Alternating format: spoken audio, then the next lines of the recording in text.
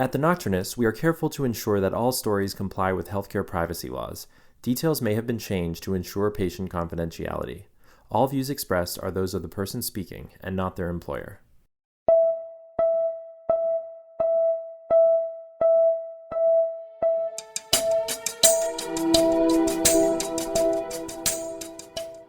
Hi everyone, welcome to another special episode of The Nocturnist, Stories from the World of Medicine. I'm Emily Silverman. As we work on Season 3, we've been tackling some big subjects. Today, we revisit one of the biggest, death and dying.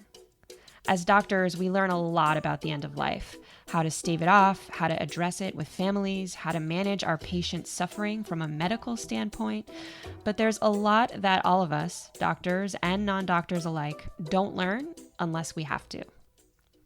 My guests today have written a handbook that anyone, the living, the dying, those close to the dying, those treating the dying, can use. It's called A Beginner's Guide to the End, Practical Advice for Living Life and Facing Death. Honestly, I took a lot away from this book, not just as a doctor, but as a human. To start with, I asked both authors to read an excerpt about what got each of them, in the prime of their lives, facing death.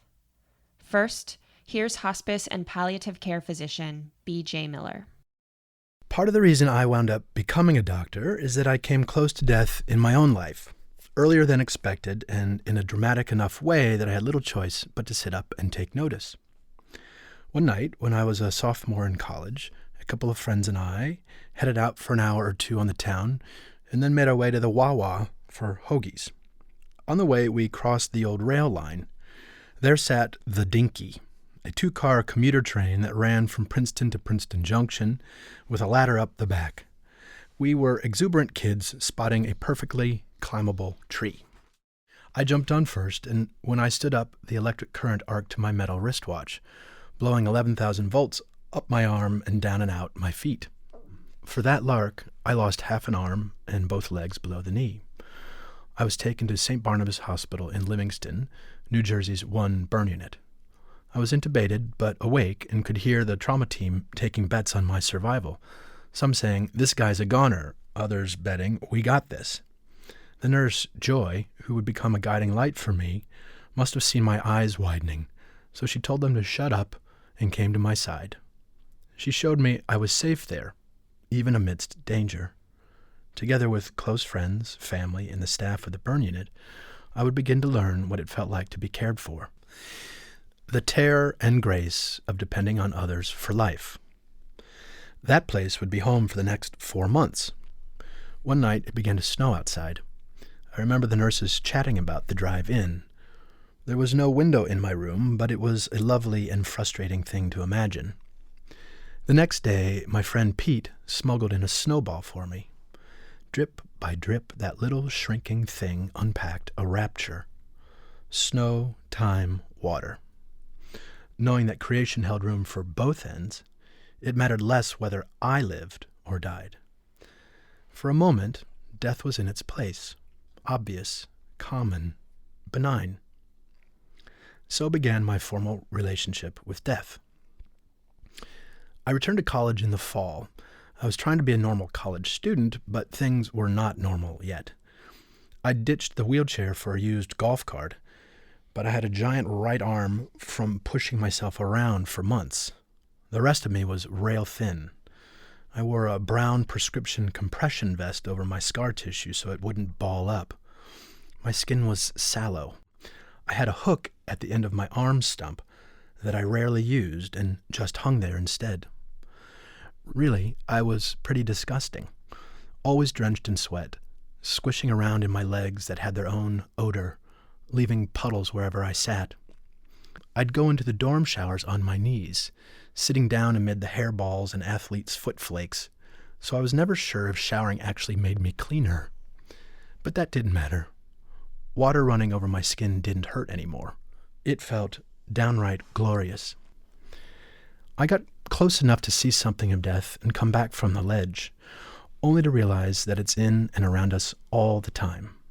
And now I see this truth in my patients, looking to change and be themselves all at once. That was Dr. B.J. Miller, reading from A Beginner's Guide to the End. Next, we have the book's co-author, the global editorial director at IDEO. Her name is Shoshana Berger. I often wish I'd known how to write this book before taking care of my dying father, Stanley. As a child, Stanley was something of a math prodigy.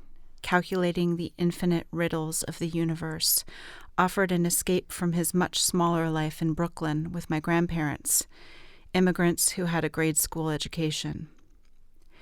At 24, he was hired at Berkeley as a professor of engineering. For 50 years, he taught his students the principles of blood flow and jet wakes with a kind, steady hand. My parents divorced when I was 13, and until Stanley met Beth 25 years later, he would come home after work and eat sardine and margarine sandwiches alone in his kitchen nook while reading 4 newspapers.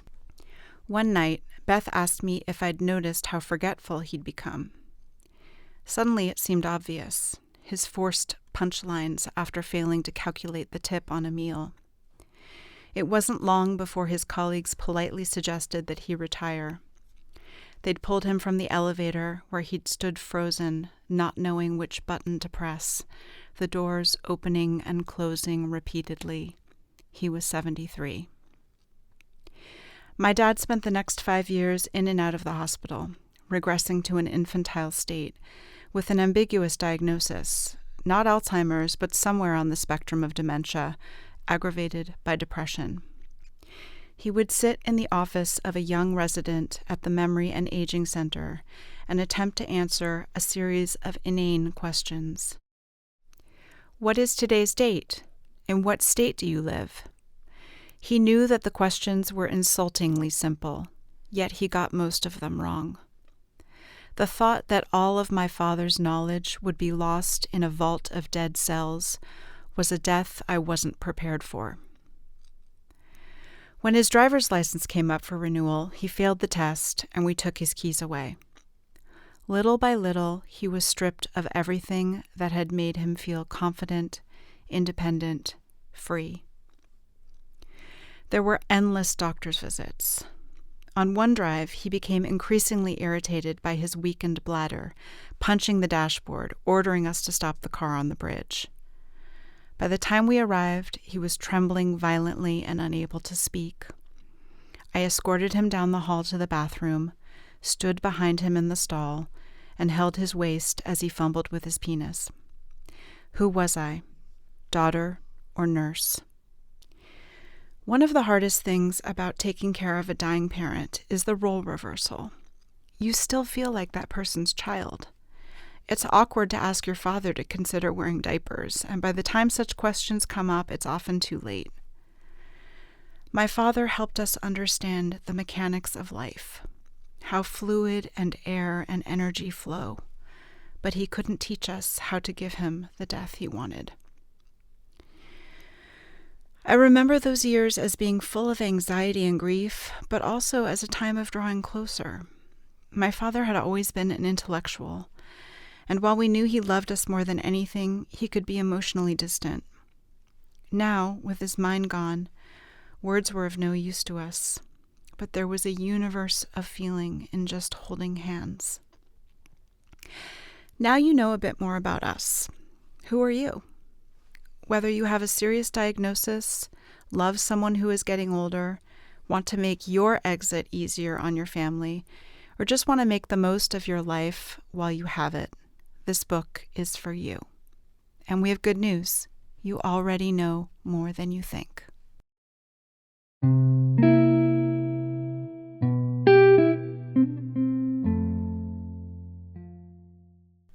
So I am sitting here with Dr. B.J. Miller, Assistant Clinical Professor of Medicine at UCSF who practices palliative care, and Shoshana Berger, who's the Global Editorial Director at IDEO. Is it okay if I call you BJ and Shoshana? Please. Of course. Okay.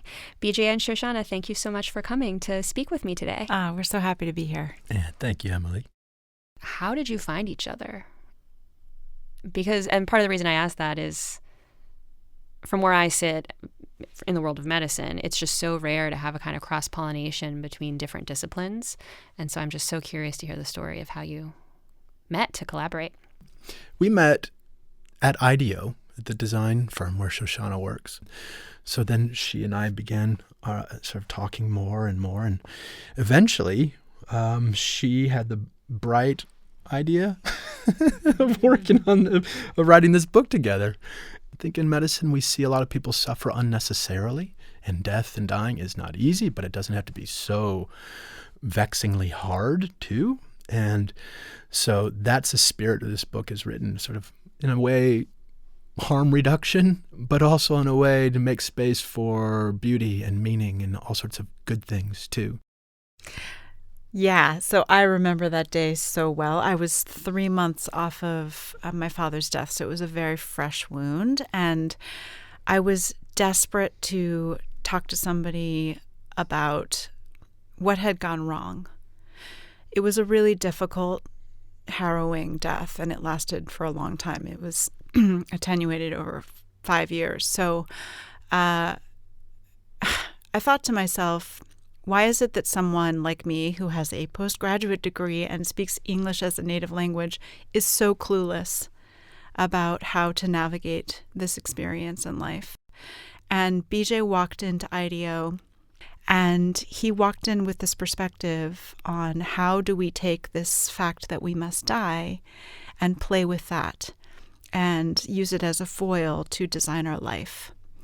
And IDEO just became kind of apoplectic about this idea. Like there were like young designers throwing themselves into the volcano wanting to work on this, because it's such a rich and potent idea.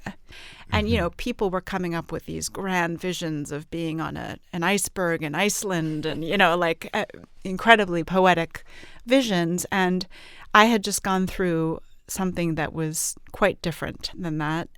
And I think at some point BJ was like, death can be that moment, but can also be full of viscera and, a lot of difficult things and hospitals and things that, burn themselves into your memory that you can never forget. And so I remember looking across the room at BJ and saying, this man understands what this experience means, and I trust him to help me figure this out. And so when I approached him, he was just like, look, if I need help with this, there's a lot of people who need help with this. And, I've spent my career trying to create instructions and help for people. So it felt like a natural fit. And thank God he said yes. Shoshana, I want to talk to you a little bit about the experience of being a caregiver, because as a doctor, I signed up to take care of people. I, went to medical school, spent a lot of money, got training, and that's sort of the expectation. But when your loved one gets sick, you kind of have to educate yourself on how to be a caretaker and just do it, whether you're signing up for it or not, or meant to, or whether you're suited to it or good at it, you're just doing it. And so I was wondering if you could speak a bit to that, because you talk about this a little bit in the book. That's a great question. There's 40 million caregivers in this country, and it's largely invisible work. We confer a lot of dignity and honor on people who raise infants. Parents get a lot of attention, and yet when it turns around and we have to take care of a parent or take care of a sibling or take care of a child, there's not a lot of attention paid to that part of caregiving, and it's such a profound experience. It's a hard experience, and it certainly makes physical demands, emotional demands, loss of income, opportunity cost demands. But it's also, I think, one of the most meaningful experiences in life. It gets you outside of yourself and your kind of ego-driven day-to-day, and you realize that really our purpose on earth is to take care of other people. None of us are independent. There's this myth of autonomy. And also the gifts that come back from the person who is being taken care of are really profound, because you see that person struggling with becoming more vulnerable, becoming dependent, often feeling shame and guilt around that experience and having to ask you for things. And so it creates real intimacy. And, there are times when that is a new intimacy. Certainly with my dad, like I had never just sat on the couch and held his hand. And when he lost his language and couldn't really communicate, that was all there was to do. All there was to do was just sit there. And you've probably heard this. There's, for busy people like us, we're always feeling like, don't just sit there, do something. And when you're a caregiver, that phrase gets inverted. I like how you put that. And it reminds me also of the part in the book where you sort of coach the reader on how to be a good patient. In the mornings, come with 3 questions, not 10, or don't complain about the food, or, if things are delayed or the test doesn't get done on time, it's not the doctor's fault. And I have to admit, as I was reading that, I was like flooded with relief. And then I started to feel kind of like a jerk, because I was like, well, this isn't about me and making my day better and making my experience smoother. But at the same time, I think it's also helpful for patients to know what to expect and to know sort of what the confines are on this thing that is so unconfinable. And so I'm curious to know if you've had any reactions from non-physicians or from patients in reading that section. Does it feel bossy? Does it feel like a relief that they know what to expect, or how did that go?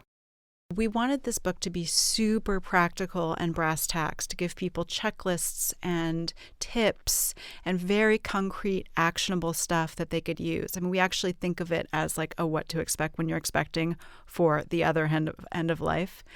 A friend of ours said we should actually call it what to expect when you're expiring. But, so the points you bring up about how to interact with doctors are so important, and patients don't know how to do that. And doctors are human beings. Doctors have lives, and they take vacations, and they need to sleep, and they need to eat, and they have their own problematic families. So, I love the idea of getting this kind of mutual empathy, kind of virtuous feedback loop happening, where patients treat their doctors like human beings and doctors treat their patients like human beings. One area that I identified as an area of growth for me from reading this book is really gauging how much patients and families even want to know about their disease. That was something that stood out to me a lot, is this, how much do you want to know? And the idea that a patient could bring a checklist with sort of 3 different choices, where I want to know everything, or I want to know some things, or I really don't want to know anything. And I find that that's not something we're taught to ask our patients in medical school. Lately I've noticed I'll come into a patient room and I'll say, your scan came back. Like, would you like to see the scan? And it's always interesting to me to see who is like, yeah, and they want to see everything and they want me to point out the pneumonia. And then there are some people who are just like, actually, no, I'd really rather not. And so that's just one example. But do you have any tips on how to ask, and when do you reassess, and sort of how do you get down on that level and know how much to give and how much to withhold, so to speak? Well, okay, a couple things to say. One is you conveyed a really important piece, which is, do you want to see the scan? Just asking. A lot of, between the rush and our lack of training perhaps and all sorts of things, we either oftentimes just drop the prognosis like a bomb and leave the room a couple minutes later, or we don't say anything at all. The truth, of course, is that it's really like any piece of information, especially loaded information. Sometimes it can be helpful and sometimes it can be hurtful. So I think the start is just remember that this is for therapeutic purposes. It's not to check something off your list as a doctor. It's like, is this having the effect of helping my patient? Is it serving my patient? That's the only question we really should be asking. So first, get your head in that space. And that, as you and I both know, it can be easy to forget about that in the day-to-day of the grind of medicine. But then beyond, so once you got that, it's a very simple thing of just simply asking your patient, hey, this is complicated stuff. Would you like, would it be helpful to, talk about your prognosis together? Would it be helpful to think through what your future might look like? Or would you rather sort of take it one step at a time? Just leaving it at that, just putting the control back in the patient's hands that is the thing as far as I'm concerned. And of course, being honest with how we talk about prognosis, like there's this truth. Do you want to know the truth or not? Mm-hmm. Right. It's even more complicated than that because we suck at prognosticating. So it's a guess at the truth. It can help get you in the ballpark. So the other thing is to keep in mind the frame of what the heck prognosis can and can't do. But let's say too, we write about in the book, a friend of ours, and who's become a friend, who is the widower of a patient of mine a long time ago, Steve Shire. And based on this exact issue, like he and his wife Amy traversed biliary tree cancer in all sorts of remarkable ways. And one of the legacies for Steve after Amy was gone was thinking through how this experience could have been a little bit better. And he hit on this sort of prognosis declaration, this tool he set up, which is basically one-page form to get you, the patient or the doctors, you thinking about, gosh, how is information going to serve me? And then you have like 4 little choices. So anyone can download Steve's tool. It's very simple. It'll walk you kind of through it, and then you just check it off. You can hand it to your doctor. Hey, I'm the kind of person who wants to know everything. I'm the kind of person who wants to know nothing, or I'm somewhere in between, essentially. So this is this one-page sweet little tool that can kind of cut through a lot of this stuff. Right. And I loved that because I've never had a patient bring that tool Wouldn't to that me. be so nice? Wouldn't it be very helpful? Yeah. I think. It sort of takes the onus off you too, makes it easier. Yeah. I want to pivot a little bit to death as just like a physiologic event. I've been thinking a lot about the body as like singularity. So no matter how much someone loves you or how much you love them, they will never be inside your body feeling what you're feeling, experiencing your pain, your physical pain. And, there are some people on our team here at the Nocturnist who work as birth doulas, and they talk about the experience of laboring and giving birth as a very solitary experience where people are sort of going inward during that, even if the family's in the room, and even if the doula has sort of cleared out the room to make it as peaceful a space as possible, that really you're just kind of folding in on yourself and doing this thing at the end of the day alone.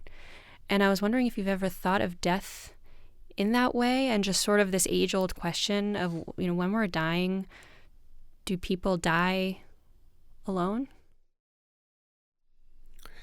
Well, so it's an opinion. I mean, that's part of the fascinating thing about this subject is, and actually it kind of makes your point, which is even as an empathetic person, you can only get so far with someone.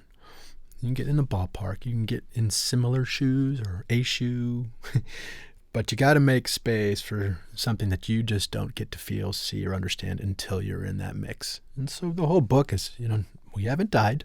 We caveat that in the introduction, so we don't pretend to have special knowledge. But being around people who are, that sort of involution that you're describing, I have felt that very much. And in some ways, there's an expansion happening. While the body's contracting, other things are expanding. Or maybe this person's dissolving into the universe in a way, and therefore is becoming literally part of the stars again. I mean, really expansive.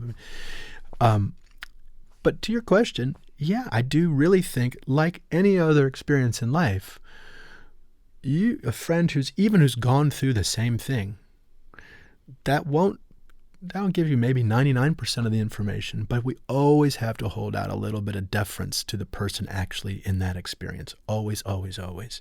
And when we don't, we end up, that starts getting arrogant and unhelpful. And it also just undermines the mystery of all this stuff, which I think is pretty dang beautiful. So yes, deference to the person who's actually doing the dying. And in that way, I do think there's a piece, as there is of the caregiving, that is solitary. Yeah, there's some really amazing articles about the gaffes that people make when they're talking to someone who's sick or who has a terminal condition, because we're so uncomfortable talking about it at all that we slip into these kind of absurd analogies or turn it back onto ourselves, like, oh yeah, well, I have a terrible backache too, so I know exactly what you're going through.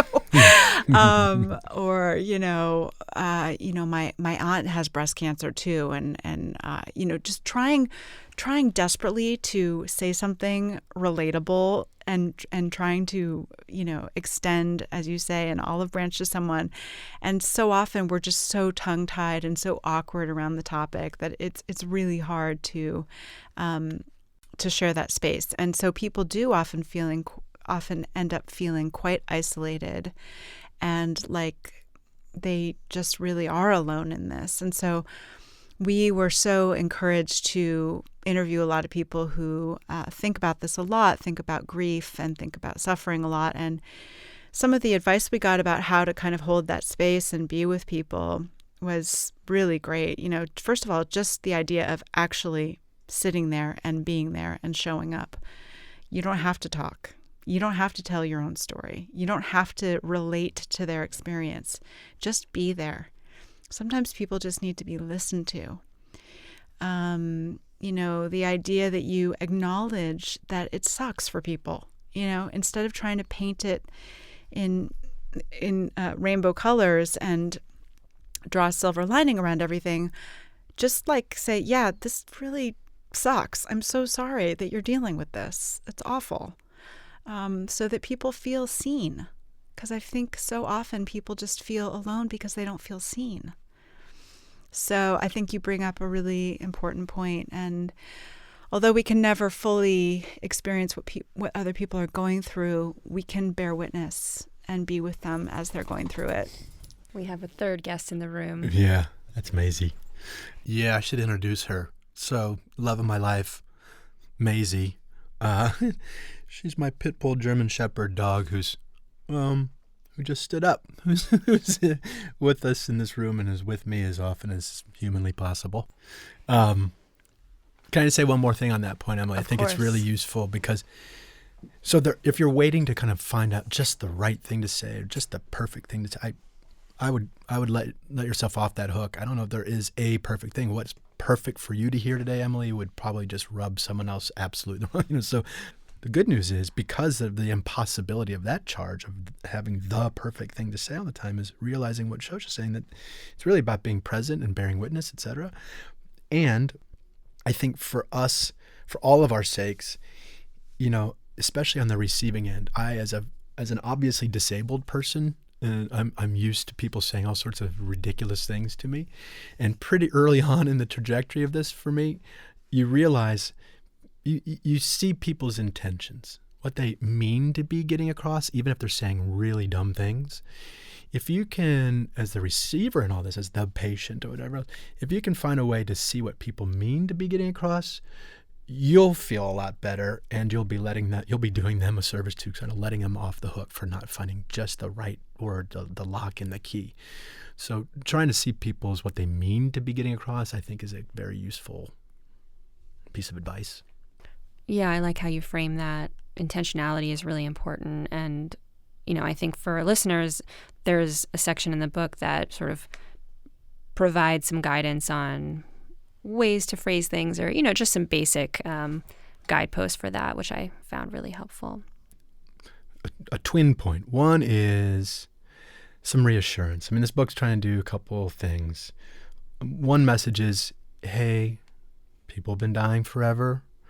This is, you will get through this, really seriously. You cannot fail at it. It is the one thing you cannot fail at. So don't, on some level, the message is, don't worry too much. You'll find your way. So yeah, okay, that would make about a one-page book. The rest of it is, okay, as modern American society or modern Western society has progressed, we have invented all sorts of spectacular ways of suffering. We've created systems that are not intuitive, etc. So there is a piece to dying, especially where it runs into the healthcare system, that is not intuitive. And it is a little, not dangerous, I don't want to load it up, but it's a little perilous to just kind of let your intuition guide you, because it might take you down chutes you don't want to be. The healthcare system has turned into something that is not entirely intuitive, and therefore there are some things that we'd like to guide you through. But if you don't read a page of that stuff, you're not buying yourself a horrible death. We don't have some secret magic key here. That's not the point. We want to help inform people and support people best we can. But if you take nothing away from this book, you're going to be okay too. We have some pretty specific instruction for people in the book about, actually saying what you want. I because of my experience with my father, I feel like I learned so much from him in that, one, I'll probably inherit his dementia. It's looking likely from my genetic testing, if that's right. And so I'm going to turn around and say to my family, look, if I end up in this position where I don't recognize you, where I can't eat a bagel by myself, where you need to help me go to the toilet, that does not sound like quality of life to me. So if that happens, I want you to let whatever little pesky virus comes my way take me naturally. If it's pneumonia, great. I've heard that's not too difficult a death. Just keep me comfortable and allow it to progress. And that's something people do not think to talk about with their families. But I'm hoping that they'll take some of these examples and really activate around those conversations and sharing with the people they love. Because one, it will help them feel like, I actually expressed what I want and I feel pretty confident about that. And also it will help the people who love you and who end up taking care of you feel like they gave you what you wanted and they helped you. And that's a huge unburdening for them. So I hope people take that away. Thank you so much. I just want to thank you both for sharing your personal story and then also for writing this book and coming to talk about it on the Nocturnist podcast. So thank you so much for coming. This was great. Thanks, Emily. It's been a pleasure.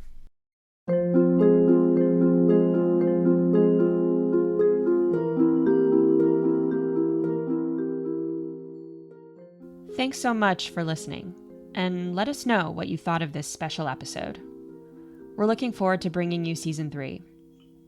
If you're interested in supporting us as we produce Season 3, visit our website, thenocturnist.com. We've got options there for donation and sponsorship. We'd love to welcome you into the family.